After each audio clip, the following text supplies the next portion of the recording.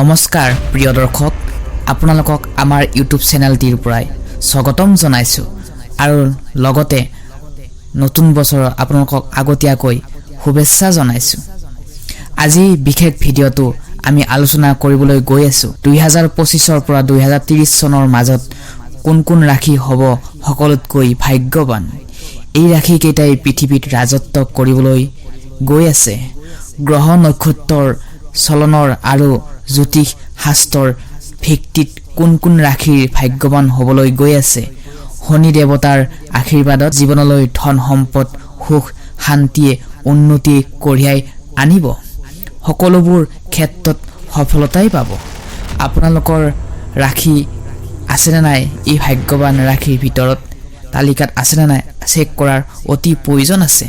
সেয়ে আপোনাৰ ৰাশি জানিবলৈ ভাগ্যৱান ৰাশি জানিবলৈ ভিডিঅ'টো শেষলৈ চাওক। এইকেইটা হৈছে 2025 পৰা 2030 চনলৈ বছৰৰ কেইটামান দিশত ইমানেই সলনি কৰি দিব যে হয়তো আপুনি কল্পনা কৰিবই নোৱাৰিব। মা লক্ষ্মীৰ কৃপাত বাস্তৱত আহিবলগীয়া দিনবোৰ ভাগ্য দুৱাৰ খুলি কপাল ফুলিবলৈ গৈ আছে। প্ৰথমে ভাগ্যৱান ৰাশি হৈছে মেষ ৰাশি। 2025 চনটোত বৃহস্পতিৰ আশীৰ্বাদত মেষ ৰাশিৰ জাতকসকলে কৰ্মৰ ক্ষেত্ৰত অতি ধনাত্মক পৰিৱৰ্তন অনাৰ সম্ভাৱনা ৰাখে। জীৱনৰ এক নতুন অধ্যায় আৰম্ভ হ'বলৈ গৈ আছে। শনি দেৱতাৰ কৃপাত 2027 চনত পুৰণি যদি লোন লৈ থৈছিলে সেয়া মুক্ত হ'ব আৰু সঞ্চয় বৃদ্ধি পাবলৈ গৈ আছে। স্বাস্থ্যৰ ক্ষেত্ৰত আপোনাৰ স্বাস্থ্যৰ দিশত 2025 পৰা 2030 চনলৈ সময়ছোৱাত কোনবোৰ কাম আপুনি কৰিলে কষ্ট পাব সেইটো আপুনি নিজে চাই চিতি চলিব লাগিব। তেনেহ'লে আপোনাৰ স্বাস্থ্য শাৰীৰিকভাৱে সুস্থ হৈ মানসিকভাৱে আপুনি সুস্থ হৈ থাকিব পাৰিব। কৰ্মৰ ক্ষেত্ৰত উন্নতি সফলতা পাবলৈ গৈ আছে, সম্ভাৱনা আছে।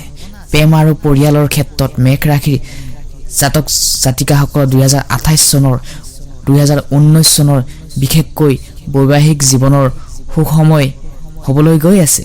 মেষ ৰাশিৰ স্বামীৰ গ্ৰহ হ'ল মংগল গ্ৰহ। 2025 পৰা 2030 চনৰ সময়খিনিত মেষ ৰাশিৰ জাতক জাতিকাসকলৰ বাবে অত্যন্ত শুভ সময় হ'ব। শনি দেৱতাৰ কৃপাত মেষ ৰাশিৰ জাতক জাতিকাসকলৰ সকলো দুখ কষ্ট সমাপ্ত হ'বলৈ গৈ আছে। দ্বিতীয় ভাগ্যৱান ৰাশিটো হৈছে তুলা ৰাশি। তুলা ৰাশিৰ জাতক জাতিকাসকলৰ শনিৰ কৃপাৰ ফলত 2025 চনৰ পৰা 2028 চনৰ সময়ছোৱাত আপুনি আৰ্থিকৰ ক্ষেত্ৰত লাভৱান হ'বলৈ গৈ আছে। লগতে আপুনি ঋণবোৰ পৰিশোধ কৰিবলৈ পাৰিব। আগতীয়াকৈ কৰা পৰিশ্ৰমৰ ফল আপুনি লাভ কৰিবলৈ পাৰিব। ছাত্ৰ ছাত্ৰীসকলৰ বাবে যদি কষ্ট কৰি আছে ধৈৰ্য ধৰক, আপোনাৰ কপাল ফুলিবলৈ গৈ আছে, সফলতা পাবই। মাথো কষ্ট কৰি যাওক। ব্যৱসায়ীসকলৰ পৰা যোগ্যতা সকলো দেখিবলৈ পাৰিব। যিকোনো ক্ষেত্ৰত ব্যৱসায় দ্ৰুত গতিত উন্নতি কৰিবলৈ পাৰিব। যিসকলে তুলা ৰাশিৰ জাতক জাতিকাসকলে তেওঁলোকৰ 2025 চনৰ পৰা 2029 চনৰ অতি শুভ হ'বলৈ গৈ আছে আৰু 2027 চনত আপোনাৰ প্ৰেমৰ ক্ষেত্ৰত এক নতুন অধ্যায় আৰম্ভ হ'ব। বৈবাহিক জীৱনৰ সুসময় হ'ব। বৃহস্পতিয়ে তুলা ৰাশিৰ জাতক জাতিকাসকলৰ আপোনাৰ বিনিয়োগৰ ক্ষেত্ৰত সফলতাই আহি পৰিব। বন্ধু বান্ধৱীসকল, ইয়াৰ আগতে আপোনালোকক এটা অনুৰোধ জনাইছোঁ, যদি আপোনালোক আমাৰ চেনেল নতুনকৈ আহিছে তেনেহ'লে চেনেলটো ছাবস্ক্ৰাইব কৰি থ'বলৈ একেবাৰে নাপাহৰিব। তেনেহ'লে আহকচোন আমি 3 নম্বৰ ভাগ্যৱান ৰাশিটো লৈ যাওঁ। 3 নম্বৰ ভাগ্যৱান ৰাশিটো হৈছে কন্যা ৰাশি। 2025 চনটো আৰু 2030 চনৰ সময়কালত কন্যা ৰাশিৰ জাতকসকলে জীৱনত অগ্ৰগতি বহু নতুন সুযোগ আহিব। লগতে মা লক্ষ্মীৰ কৃপাত চাকৰি প্ৰেম বৈবাহিকৰ ক্ষেত্ৰত যিকোনো সমস্যা উন্নতি দেখিবলৈ পাব। তেনে ক্ষেত্ৰত মা লক্ষ্মীৰ কৃপাত 2025 চনৰ পৰাই 2030 চনলৈ বছৰটো কেইটামান উন্নতি সুযোগ দেখিবলৈ পাব। সেয়া আপুনি সময় অহাৰ লগে লগে দেখিবলৈ পাব। ছাত্ৰ ছাত্ৰীসকলৰ শিক্ষাৰ ক্ষেত্ৰত জ্ঞানৰ দিশত এই সময়ছোৱাত অতি মাত্ৰাই লাভজনক হ'বলৈ গৈ আছে আৰু 2028 চনটোত কৰ্মজীৱনলৈ নতুন শিক্ষাৰ মুকলি হ'ব। ভাগ্য দুৱাৰ খুলিব, কপাল ফুলিব, অৰ্থনৈতিকৰ সমস্যাবোৰৰ নাইকিয়া হ'ব। কন্যা ৰাশিৰ স্বামীৰ ৰেখা হৈছে বুধ গ্ৰহৰ। লগতে 2026 চনৰ ভিতৰত শনি দেৱতাৰ কৃপাত স্বাস্থ্যৰ সমস্যা যিসকলে ভুগি আছে তেওঁলোকে সফলতা সমস্যাৰ পাব। সকলোবোৰ সমস্যা দূৰ হৈ ভাল ফলাফল দেখিবলৈ পাব। ব্যৱসায় কৰি থকা সকলে যথেষ্ট পৰিমাণে ব্যৱসায় উন্নতি কৰিবলৈ পাৰিব। ঘৰত বা মাটি কিনি বুলি ভাবি আছে, যদি গাড়ী ঘোঁৰা কিনিম বুলি ভাবি আছে, সেইটো আপোনাৰ 2026 চনৰ পিছত আপোনাৰ সপোন পূৰণ হ'বলৈ গৈ আছে। এইখিনি সময়ছোৱাত আপোনাৰ উপযুক্ত সময়। শনিদেৱৰ আপোনাৰ ওচৰত 2025 চনৰ পৰা 2030 চনলৈ সন্তুষ্ট হৈয়ে থাকিব। ধন্যবাদ বন্ধু বান্ধৱীসকল। এইবাৰ আহিছোঁ ভাগ্যৱান ৰাশিটো হৈছে সিংহ ৰাশি। সিংহ ৰাশিৰ জাতক জাতিকাসকলৰ বাবে 2025 চনৰ পৰা 2030 চনৰ সময়ছোৱাত এক অদ্ভুতপূৰ্ণ সুযোগ সময় আহিব।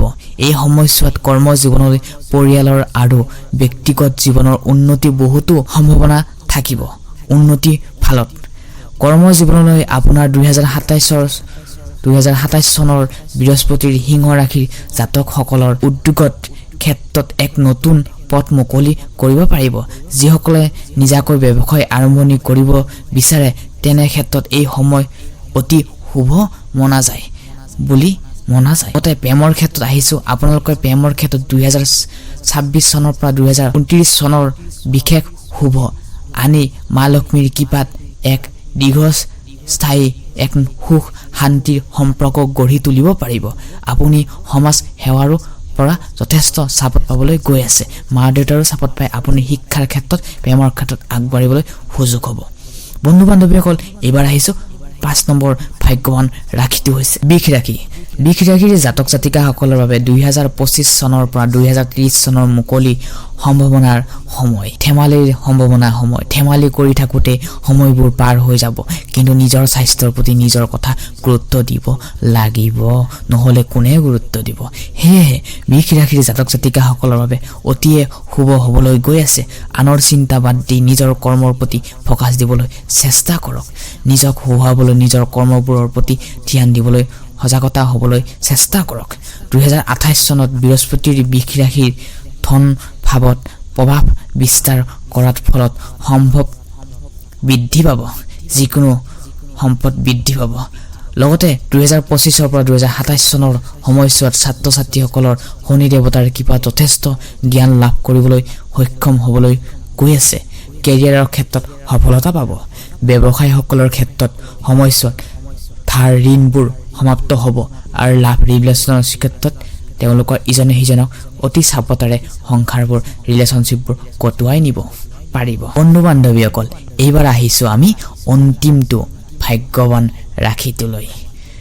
তাৰ আগতে যদি আপুনি চাই আছে আমাৰ ভিডিঅ'টো, তেনেহ'লে জয় মা লক্ষ্মী বুলি কমেণ্ট কৰিবলৈ নাপাহৰিব। তেনেহ'লে আহকচোন কুম্ভ ৰাশিৰ জাতক জাতিকাসকলৰ 2025 চনৰ পৰা 2030 চনলৈ কি সফলতা পাবলৈ গৈ আছে। কুম্ভ ৰাশিৰ জাতকৰ বাবে 2025 পৰা 2030 চনৰ সময়ছোৱাত এক ঐতিহাসিক সফলতা অৰ্জন কৰিবলৈ গৈ আছে। তেওঁলোকে পাৰিব, কিন্তু স্বাস্থ্যৰ প্ৰতি গুৰুত্ব দিয়াটো খুবেই দৰকাৰ। আনৰ কথা চিন্তা কৰা বন্ধ কৰক। নিজৰ কৰ্মৰ প্ৰতি ফ'কাছ কৰিবলৈ চিন্তা কৰক। কৰ্মৰ জীৱনত ধৈৰ্য সহকাৰে, নিষ্ঠাৰে আপুনি কৰ্মৰ ক্ষেত্ৰত কামবোৰ কৰি যাব লাগিব। আৰু যিসকলে চাকৰি কৰি আছে তেওঁলোকৰ ইফাল সিফাল আহিব পাৰে, কিন্তু তেওঁলোকে প্ৰমোচনৰ ক্ষেত্ৰত ওপৰৰ পৰা আদেশ অনুযায়ী তেওঁলোকে সফলতা পাবলৈ সক্ষম হ'ব। চাকৰিৰ ক্ষেত্ৰত, কৰ্ম জীৱনত সকলো ব্যৱসায় কৰি আছে, যিসকলে ব্যৱসায় কৰি আছে তেওঁলোকে ব্যৱসায় বন্ধুত্বৰ পৰা চাপত পাবলৈ গৈ আছে। আৰু পুৰণি বন্ধু, আপোনাৰ নতুন বন্ধু লগ লাগি কেনে আপোনাৰ ব্যৱসায় বহল হ'বলৈ গৈ আছে। 2025 চনৰ পৰা 2027 চনৰ পৰ্যন্তত কৰ্ম জীৱনত বহু উন্নতি সম্ভাৱনা থাকিব। আপোনাৰ গৌৰৱৰ স্থান কৰিব। ব্যক্তিৰ জীৱনত নতুন সদস্য আগমন সম্ভাৱনা থাকিব। পৰিয়ালত নতুন সদস্যৰ আগমন সম্ভাৱনা থাকিবলৈ গৈ আছে। এইখিনি সময়ছোৱাত আপুনি ডাঙৰ পৰিৱৰ্তন আহিব আপোনাৰ, কিন্তু দেই ধৈৰ্য ধৰি থাকে আপুনি, কিন্তু আপুনি ফল পাবই এদিন। ডাঙৰ সময়ছোৱাত পাব। আপোনাৰ ডাঙৰ পৰিৱৰ্তন হ'বলৈ গৈ আছে, যাৰ ফলত আপোনাৰ মান সন্মান আনন্দ ভৰপূৰ হৈ পৰিব। আপুনি 2026 পৰা 2027 চনৰ ভিতৰতে ঘৰত সম্পত্তি ক্ৰয় কৰিবলৈ পাৰিব আৰু আপুনি সকলো আৰ্থিকৰ সমস্যাৰ পৰা মুক্তি লাভ কৰিবলৈ পাৰিব। 2025 মে' মাহৰ পাছৰ পৰাই আপোনাৰ স্বাস্থ্য ভাল হ'বলৈ গৈ আছে। ব্যৱসায়ীসকলৰ বাবে এই সময়ছোৱাত অতি গুৰুত্বপূৰ্ণ সময় হ'বলৈ গৈ আছে। ধন্যবাদ।